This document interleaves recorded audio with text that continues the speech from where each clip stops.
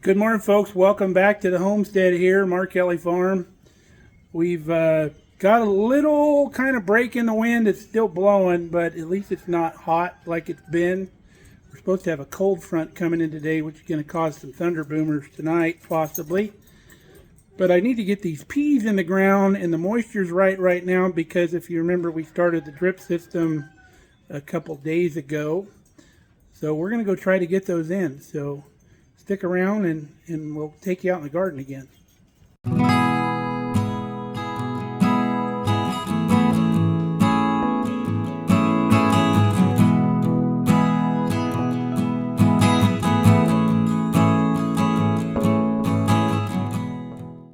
You can see when we ran our drip system the other day, we ran it a good 14 hours and you can see how it waters out almost like 2 feet.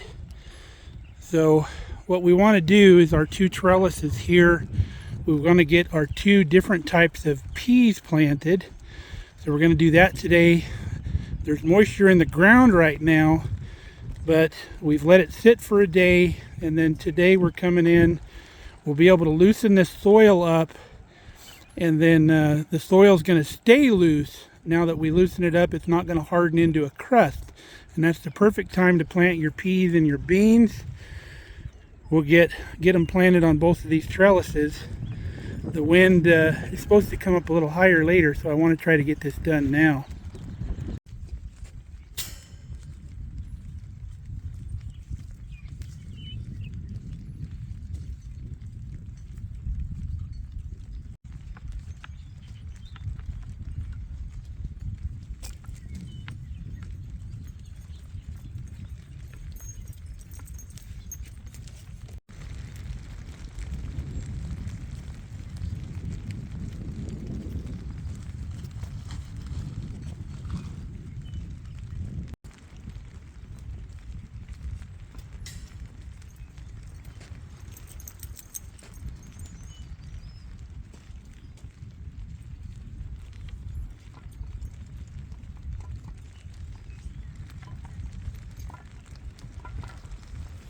We're on our last row here. You can see we planted them a little heavy, well, a lot heavy, but in my experience, not everything germinates. So I'd rather plant a little heavy and ensure that I get a good stand of peas than plant, the recommended spacing and not all of them come up. Now, once these germinate and they come up really nice through the ground, we'll obviously come through here and thin these to probably about 3 to 4 inches apart, and then we'll also take our mulch that we pulled away once the plants get 6 inches or so tall, and we'll push this mulch right back up against those plants again. All right, we got both trellises done. We're glad to get those in today. We're supposed to possibly get some thunderstorms and rain tonight, so that moisture will just kind of help things along. You can see that we planted these with long-handled tools. You don't have to get down on your hands and knees to do this gardening, folks. You can do it with tools. I can't be down on my hands and knees that long, otherwise I'm just wrecked for the rest of the day. So the next thing we want to do, now that we have the moisture in the ground here, it's a good gauge on when we put our mulch down, how far out to mulch, because now that we've got water on this dirt here, it's going to promote some weed growth. You can see already there's one there. So we need to get this mulch before the weeds start coming up, and then they won't. So we'll get the wheelbarrow out, we'll start putting this stuff down. Now normally when we're bringing stuff into the garden, our gate's way down there in that corner, and then our mulch pile's over here on the east end. So it made me a gate, which I should have done in the first place. Just got my 4.5 inch grinder, and we cut the panel out that was overlapping a little bit. We hinged it on one side with some heavy wire, so now we can go through here instead of making the trip all the way around. It's going to be nice.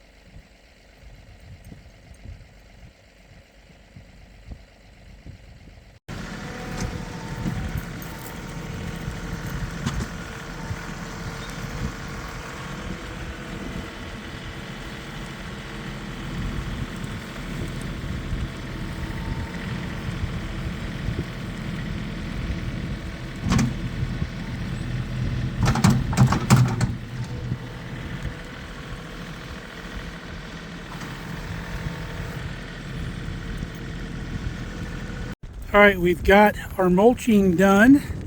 We've gone through, just knocked the high spots down. Now I need to go in with our rake, and then we're gonna even it out real nice till it goes all the way out to the edge of that line where the drip hose is watered, and that's about 2 feet wide. So we'll have that whole 2-foot strip covered with mulch.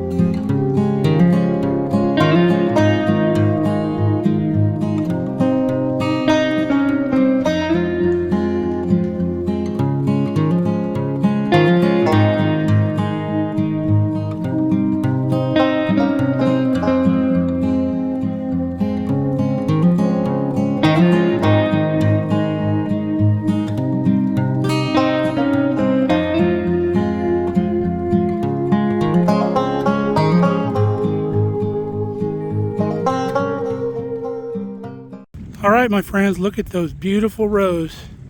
It took us about 2 hours, and you can probably tell we didn't do the last row. We've left enough mulch here to do that with, because remember, we just planted onions over there and we don't want to bury them. So once they sprout, we'll get in there with some mulch, and we'll just real carefully put the mulch in around the onions.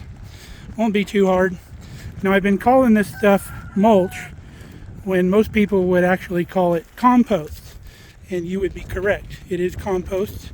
We make our own compost here on the farm, thankfully, but we're using the compost to mulch. So that's the difference. We love having this beautiful compost this year because years past we really haven't had it. Last year we had some, but it didn't compost down because we had a really dry winter. I should have got a sprinkler out here and put it on the pile to make sure we got moisture, because that's all you need is yard waste and moisture, folks, and you'll make your own compost. Now, the reason why it's important to make your own compost, if you can, we just do it with all of our grass clippings and everything we have, is the price. You can imagine this wheelbarrow that we have here heaped up holds about a yard, and we put about 8 wheelbarrow loads on every row. So that's 8 yards per row times 6. That's 48 yards of compost. Can you imagine what it would cost you to buy 48 yards of compost? So this stuff is like gold here on the homestead. We really love having it. We're real happy to get this done. It's one of the larger tasks that we need to do on the garden, and I'm glad it's done. It's a hard task, but it's the most valuable task you're going to do to maintain a pretty much weed-free row. We've got the compost about 3 to 4 inches deep on the row, and that's what you need to eliminate the weeds. And the center rows here that you see that are all dry and cracked, what we're going to do with that is we're going to wait for a rain. We're supposed to maybe get one this weekend. If not, we'll wait longer. And once we get a good rain, the weeds will start growing in the middles. And we want as many weeds to germinate as we can get. We want every weed that's able to germinate. And then that takes a big withdrawal out of our seed bank that we talked about, our weed seed bank here in the garden. And the bigger withdrawals you can make, the better off you are. And then once those are sprouted, long before they go to seed, we'll bring the walk behind rototiller in here, and we'll till all those under for like a green manure, and we'll come back just maintenance weeding after that. If you want to see how we do this, I'll put the link of the video here towards the last. Now we got business to do in town. I'm going to run in and have lunch with Mom, and we'll be back, and I'll show you some other things, some updates here from the homestead, so stick with us. All right, we're back from lunch. It's like 92 degrees outside in April. I wouldn't be surprised if we get some record high temps today for that. but the local extension called us, our trees were ready, our evergreen trees were ready to pick up. So we picked those up while we were in town. So we got 16 Colorado blue spruce that we need to plant. The guy said once they come out of the cooler, they need to be planted. But what we're going to do, because of the conditions are so crazy right now, we're going to put these in our cooler downstairs. So they'll last till the weekend, and then Kelly will be here to help me, and we'll be able to get these in the ground, and hopefully we have more favorable conditions and some moisture soil to put them in. Ooh, the wind is getting crazy. Like it's Oklahoma or something. Not an ideal day for the bees to be flying. The bees on the right side are kind of fair weather bees. The other day when it was warm and there was no wind, they were boiling out of both boxes. But this hive over here on the left seems to be pretty active no matter what day it is. We gave them a quart of syrup yesterday morning, so they've gone through half that quart already. Probably took them a while to figure out it was back. But I just put my hand down on that jar because I was worried about the syrup being too warm for them, but it's not. It still feels fine. So let's go over to the greenhouse. I'll give you an update on what's going on in the greenhouse. On the way to the greenhouse, I can show you we've mulched our asparagus bed with some straw that we have. And then we want to continue this asparagus bed all the way to the end of the garden down there. That way we can get a good bunch of asparagus when we pick, because right now when we pick we get enough for a meal and that's about it. And then eventually I want to put a drip line down this too, because these don't get enough water naturally probably. Big apple trees are pushing buds. The way this weather going, if we don't get a real hard freeze after today, we'll probably have a good fruit year, which would be nice. We need some more apples in the root cellar. Wow, look how much this has dried up just since this morning with this hot wind blowing. That's why we really wanted to get our mulch on the garden. This hot wind does not do it any good.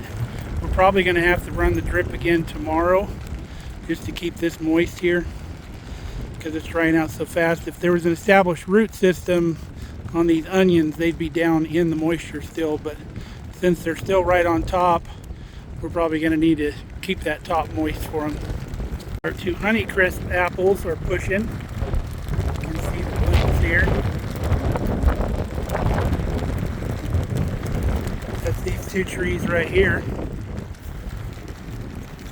Fluot trees are pushing real nicely. Let's go look at the peaches across the way. Peaches are coming out of hibernation. Our other peach looking good.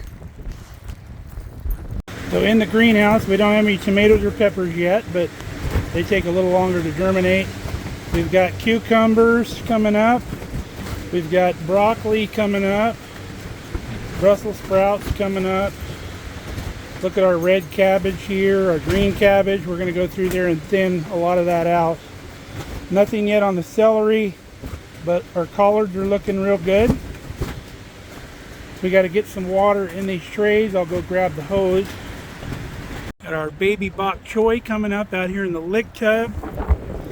And then over here, there's spinach coming up here in the spinach tub we got going on. We'll throw some water in these babies too. Alright, we got everything thinned we could thin. It's a good time to thin right now because the roots are just long, spindly. They're not intertwined yet, so you're not pulling up all the other plants when you thin. I'm a little concerned. It's about 110 in here today, but probably a little less down here. We've got the fan running, but it gets really warm in here on a hot day like this. We have the door propped open, which helps. Our lick tub's watered up pretty good. This dry wind is just really knocking the moisture out of everything.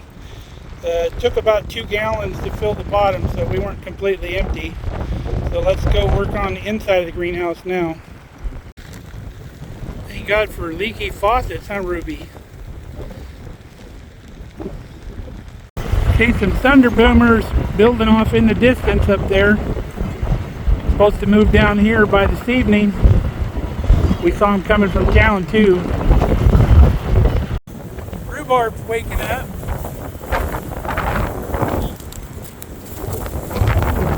right, let's go in the house before Dorothy and Toto show up. Getting ugly. Hey, even the hostas are coming up. All right, we made it safely into the house. We're going to bust out some iced tea out of the fridge. Put my feet up because I need to. So hope you enjoyed hanging out with us today. I know the weather conditions were not ideal, but we had to get that stuff done because it was the opportune moment. And that's what you got to do when you're gardening. Sometimes it's not always pleasant, but if you want a good outcome, you got to tough it out. So until next time, stay safe, stay healthy. We love you guys. Come back and see us here at Mark Kelly Farm. We're always free.